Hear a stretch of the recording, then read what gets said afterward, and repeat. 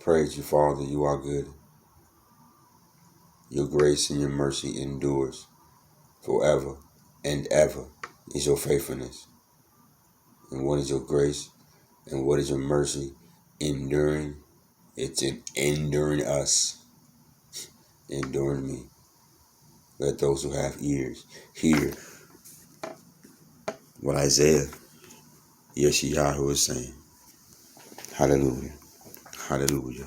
Hallelujah. We left off right here. We're gonna continue.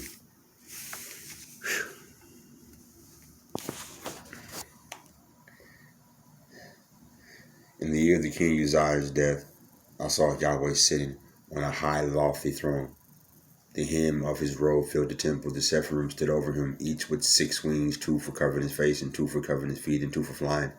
They were crying out to each other, more holy than the holiest holiness is the Lord of the armies, is the boss.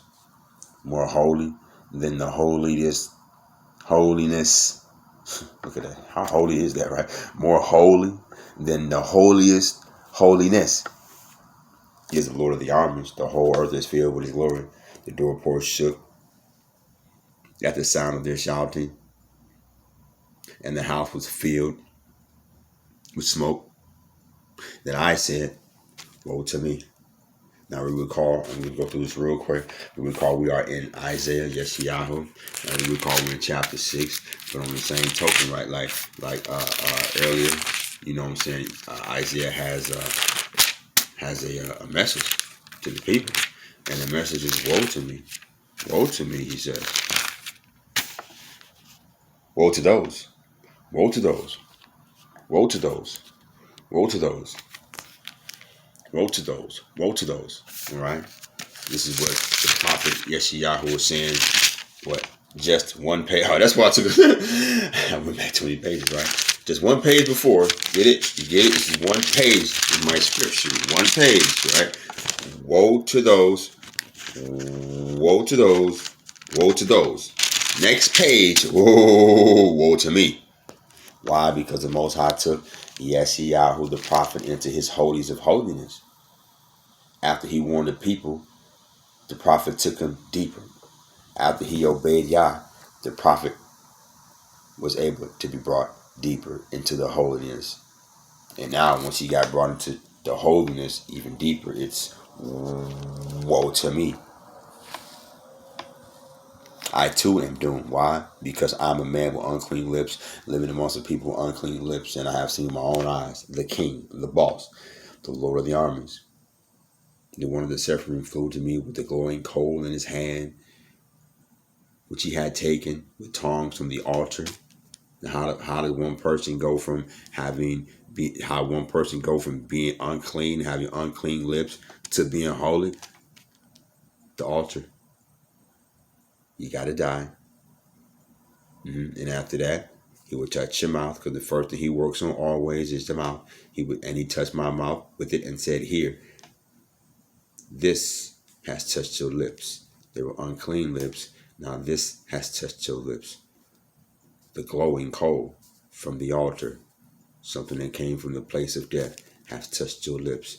And now you are being brought to be made holy, because your iniquity is gone and your sin is atoned for. And that's where we left off.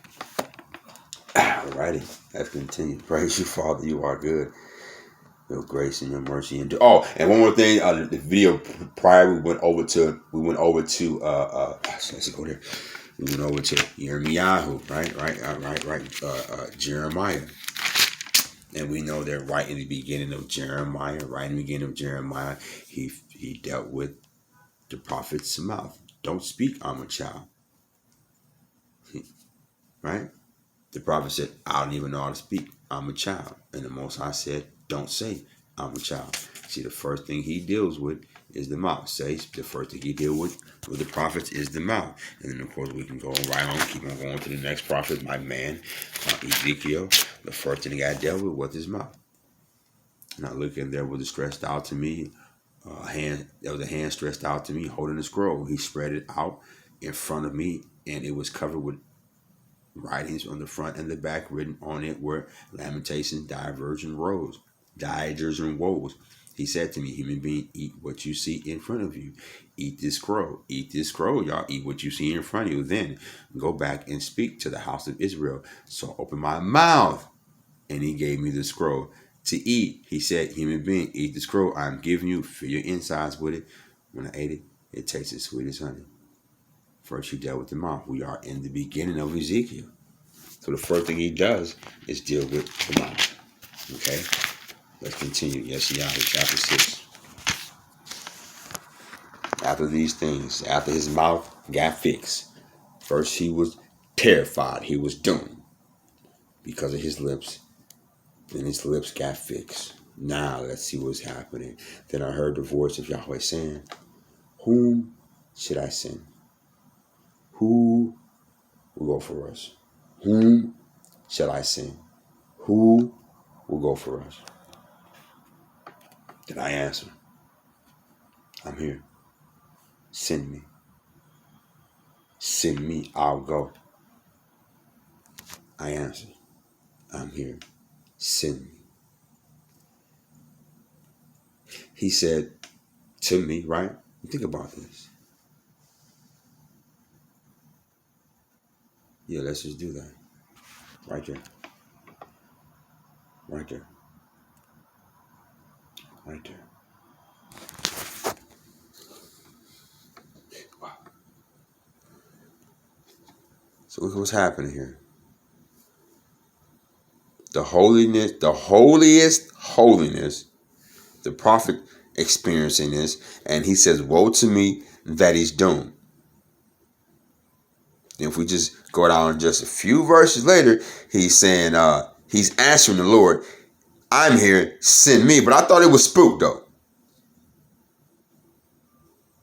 So how did this man go from being so fearful, so spooked, to just G'd up, send me, I'm gonna go? In front of the boss, in front of the Lord of the armies. He died and had his mouth changed. Now he ready. He died and had his mouth changed.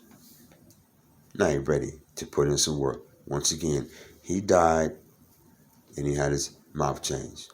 Glowing coal from the altar, the place of death, touched his lips because they were unclean, needed to be made more holy. So his lips got fixed. Now he is ready to go. I answered, here I am, send me. Get your mouth changed. Then you be ready. Fix your mouth. Then you be ready. My brother got this verse tattooed on his chest. Right. When he went out to the, to his first tour. Send me. I'll go. Send me. I'll go. I'm here. Send me. All you cowards out there, man up. All you who are spooked, saying woe to me all the time because you know you bogus, and you know your people bogus, and you know the king is holy. Die to self. Get your mouth fixed. And put in some work. Quit trying to put in, I'm talking to Fraser right now, huh? Quit trying to put in work without getting the holiness taken care of. Quit trying to put in work without getting your lips taken care of. Quit trying to put in work and you ain't even putting nothing to death. Quit trying to put in work and your iniquity ain't gone. Quit trying to put in work. Quit trying to put in work and your sin ain't even atoned for. You just want to go and go and go and you are already doomed before you go. You unclean. Your people unclean. You got plenty of sin. You ain't even been to the altar. Your mouth is bogus with them unclean lips, but you talking about seeing me. Skipping all of this. Skipping what's important. Let those who have ears hear. This ain't the first verse of the first chapter in the book of Isaiah.